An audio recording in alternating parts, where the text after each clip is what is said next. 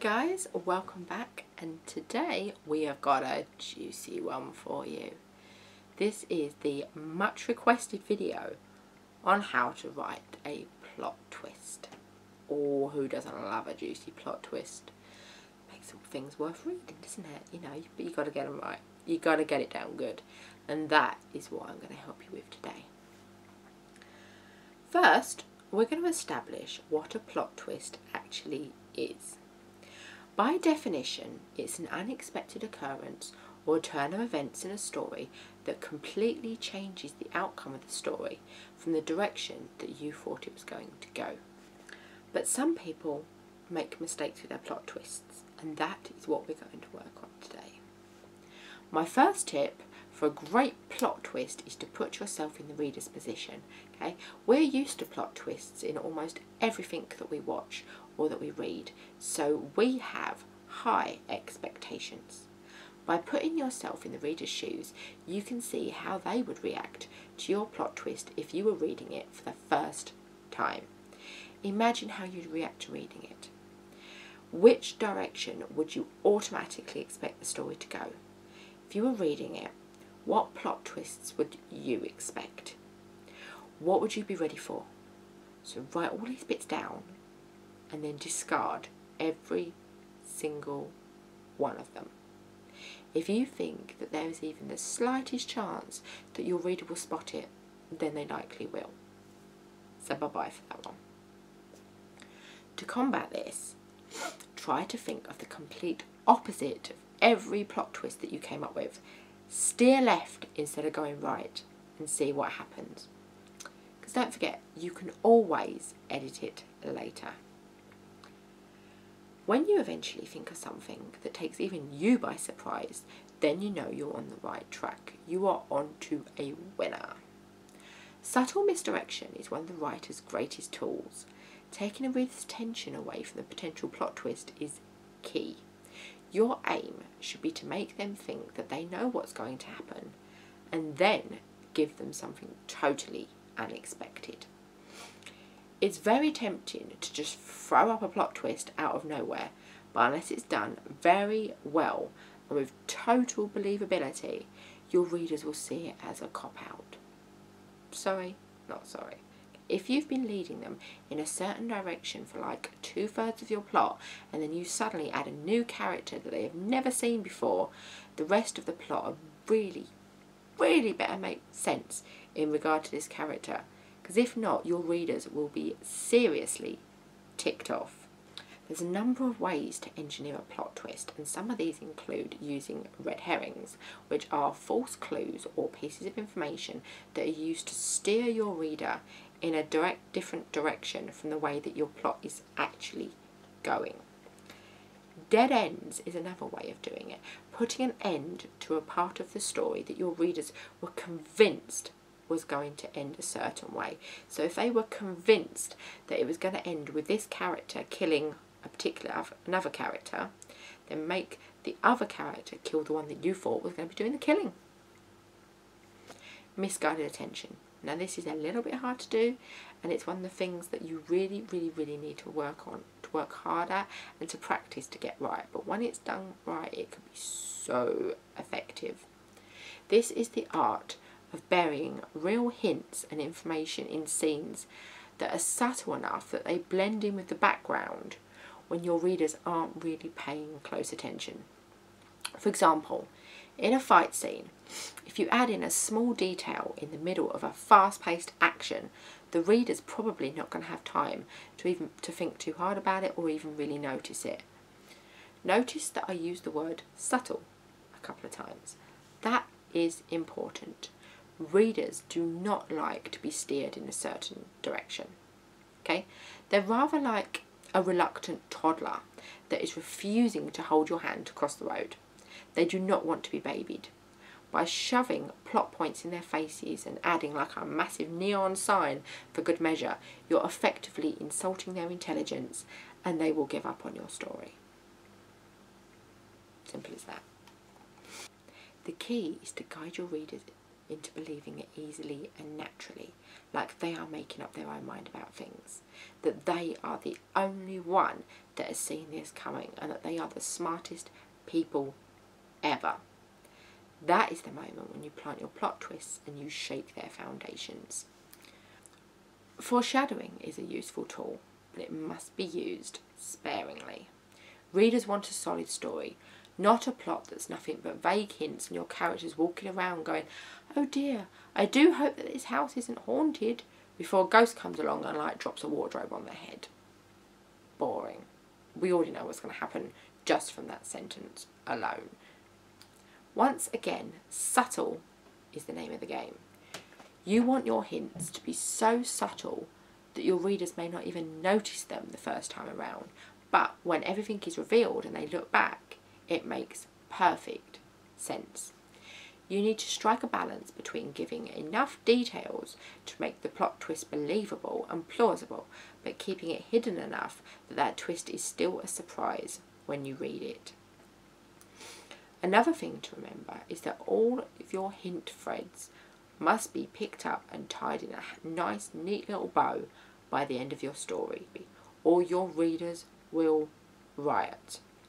They will call you on your bullshit if you make a huge deal about placing a knife on a table and then using a spoon to kill somebody. Okay? Think of the classic advice from Anton Chekhov.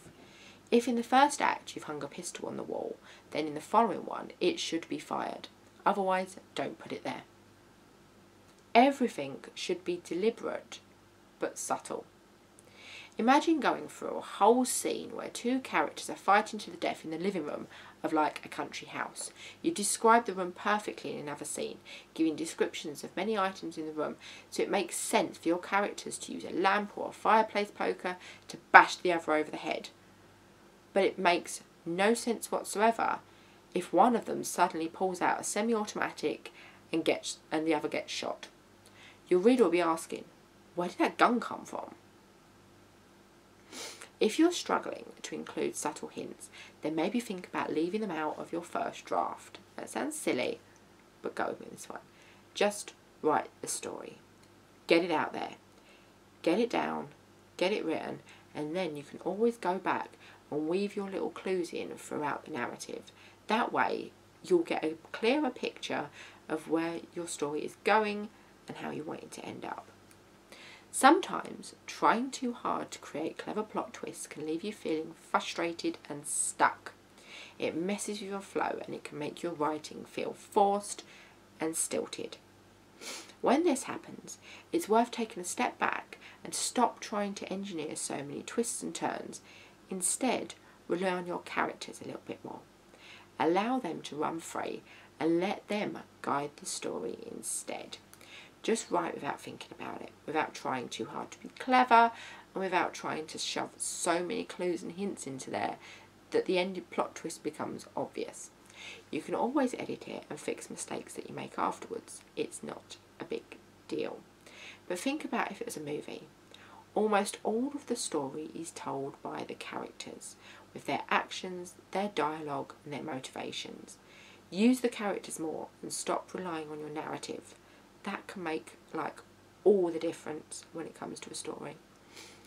The most important thing when it comes to a twist in your tale is to make sure that it's believable, necessary, and that it makes sense. And yes, I know what you're going to say, but Wills, plot twists are supposed to be sudden, unexpected and shocking. And yes, that's true, but they also must make narrative sense. No matter how unpredictable your plot twist is, if it's too outlandish and it doesn't make any sense, like the character that's previously said that a childhood accident left them infertile now turns out to have a son and he's the villain, that is not going to work. Don't resort to cheap gimmicks, and never introduce a plot twist simply because you feel like you need one. A forced twist will be just that. It will feel forced, like you just shoehorned it in there because you lost your way or you got bored of your own story and you wanted to shake things up a bit. If the plot twist exists purely to shock or to be dramatic, your readers will see right through it and they will likely feel cheated by it. So whatever you do, Do not fall into that trap. Once you get a little bit better at writing a plot twist, you can try for the ultimate prize, a plot twist within a plot twist. That basically means that you deliver a plot twist which your readers will think is the plot twist, so they begin to relax, and then bam, you hit them with an even bigger plot twist. Readers won't expect another massive twist to be revealed so soon after the first one, and they'll likely still be reeling from the first, so the second comes along and it like blindsides them. To make this method work, your first plot twist needs to be unexpected, but also, in the grand scheme of things, relatively small. Not too big, not too shocking, not too dramatic. It should be enough to surprise your reader before you really blow their mind with the second one, like a pre-plot twist. When writing plot twists, you have to adopt the attitude that no one is safe. None of your characters, apart from possibly your main character, are safe from blows your pen will rain down on them. Harsh, but true. Here's a secret that many writers will never be told and likely ever believe, but it's true. Your main character does not always have to save the day. Yes, I know, it sounds utterly mental, but it's true. They don't always have to achieve their goals. They don't always manage to save everybody. They don't always have to gain something. And not everyone that begins the journey has to survive until the end. This can become your plot twist. First of all, readers will never expect one of the main crew to pop their clogs.